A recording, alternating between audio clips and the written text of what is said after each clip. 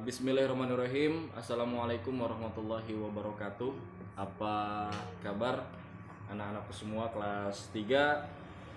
Untuk kali ini kita belajar dulu seni budaya dan prakarya.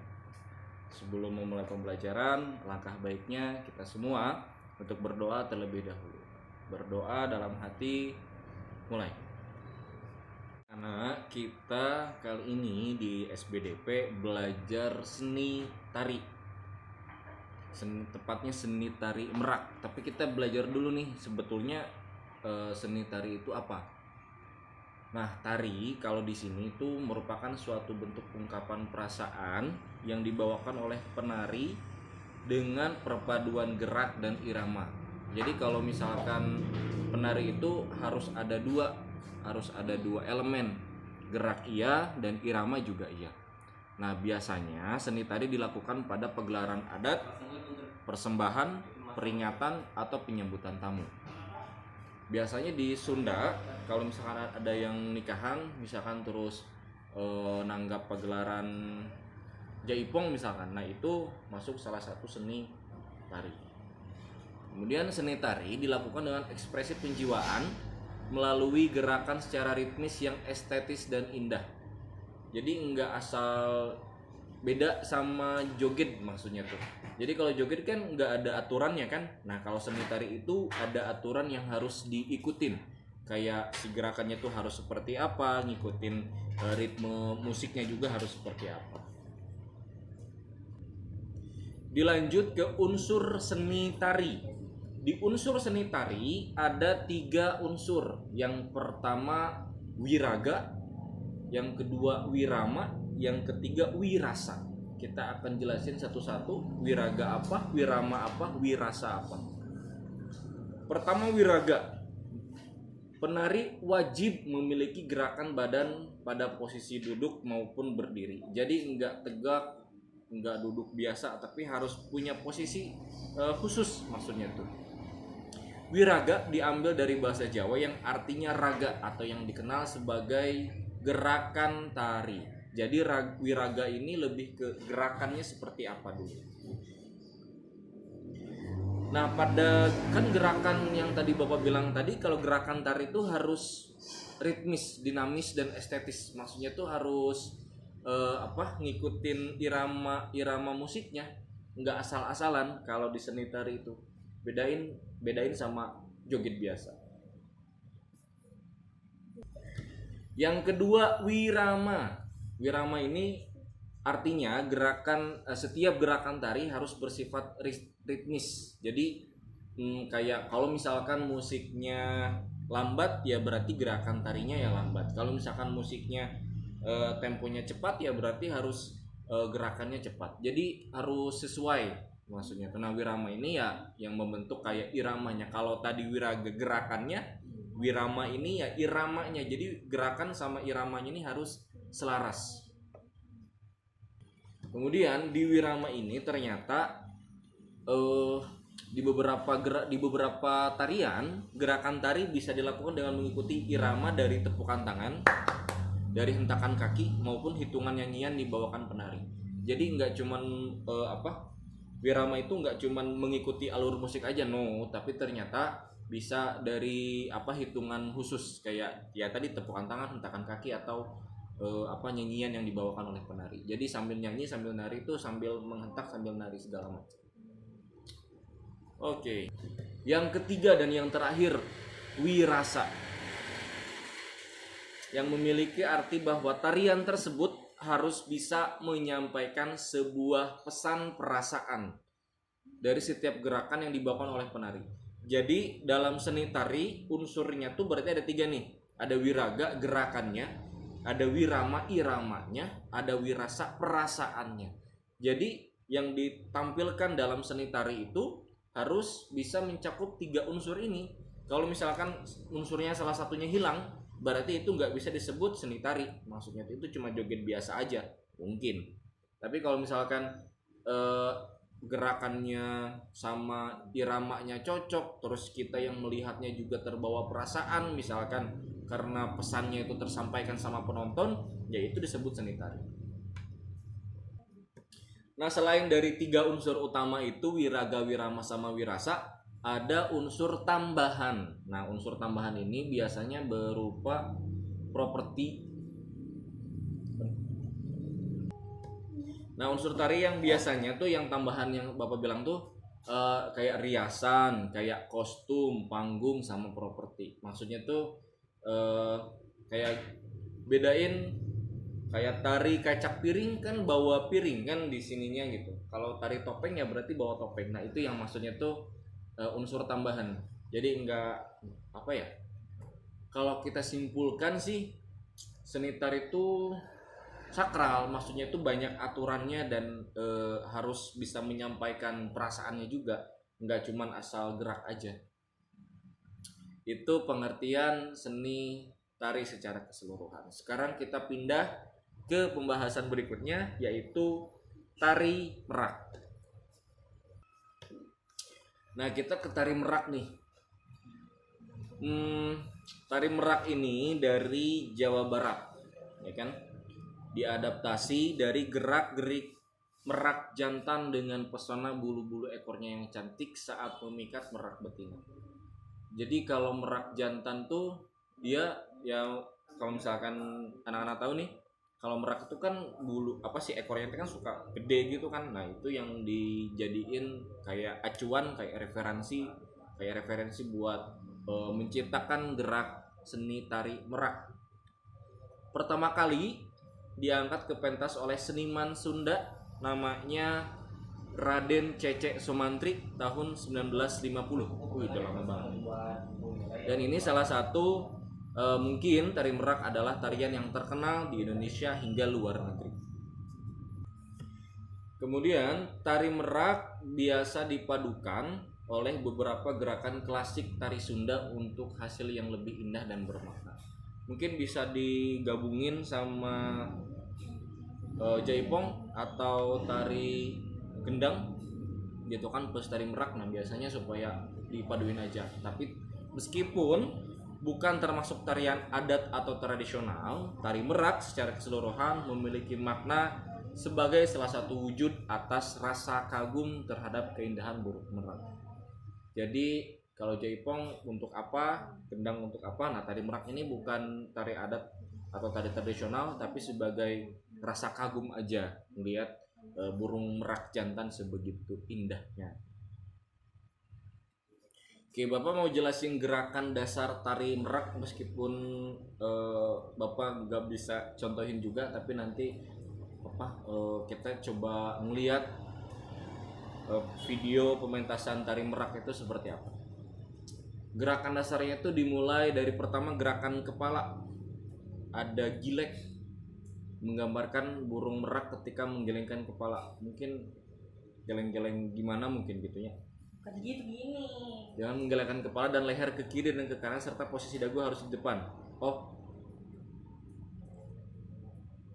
mungkin begitu, Bapak kurang tahu. Terus ada galier,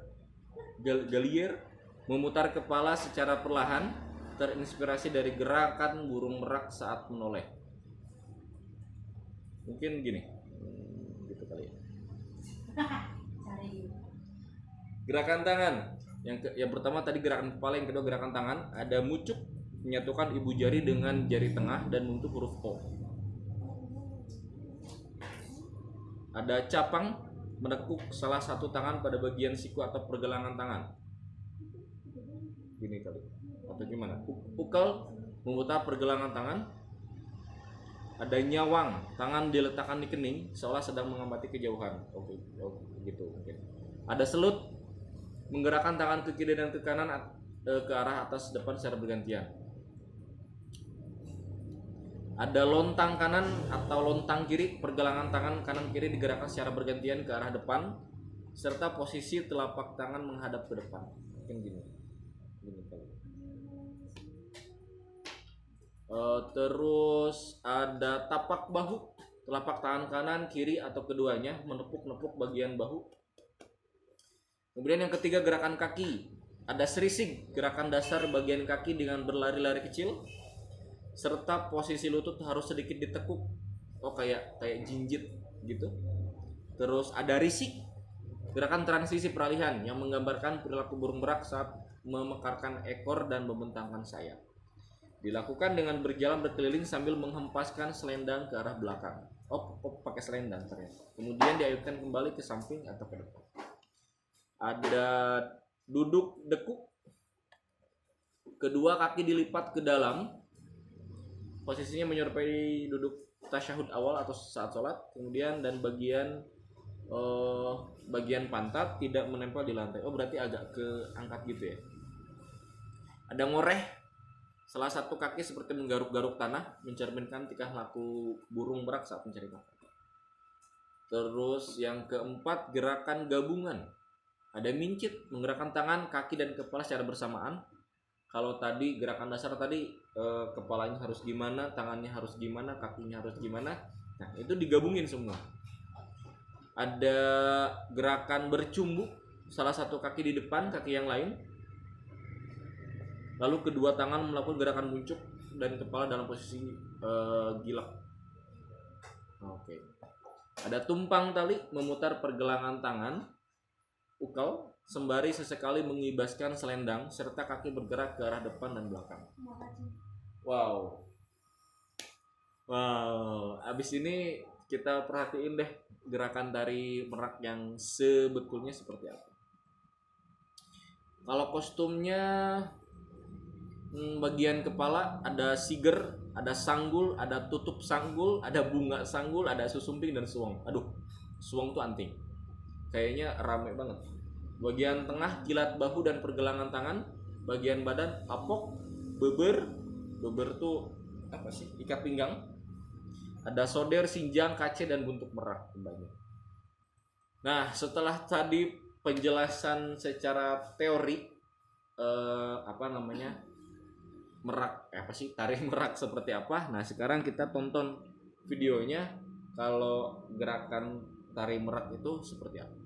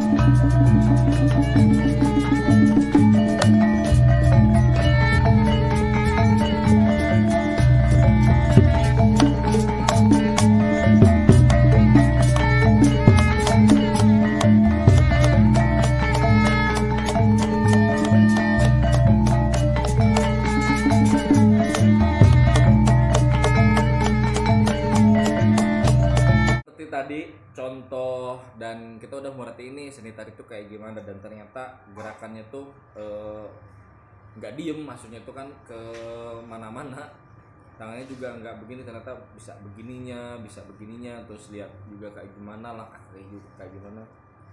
Kalau misalkan di buku paket itu halaman 66 sampai 67. Nah, ini Bapak kayak menjelaskan di kedua halaman itu tarinya seperti apa, contohnya seperti apa, videonya, gerakannya seperti apa. Oke, mudah-mudahan mudah-mudahan anak-anak semua bisa memperhatikan juga, bisa memahami juga dengan baik. Terima kasih sudah menonton video pembelajaran seni budaya dan prakarya kali ini. Nanti kita ketemu lagi di video selanjutnya atau pas luring ya. Jadi mari berdoa, selesai belajar berdoa dalam hati, mulai. Assalamualaikum warahmatullahi wabarakatuh. See you next time.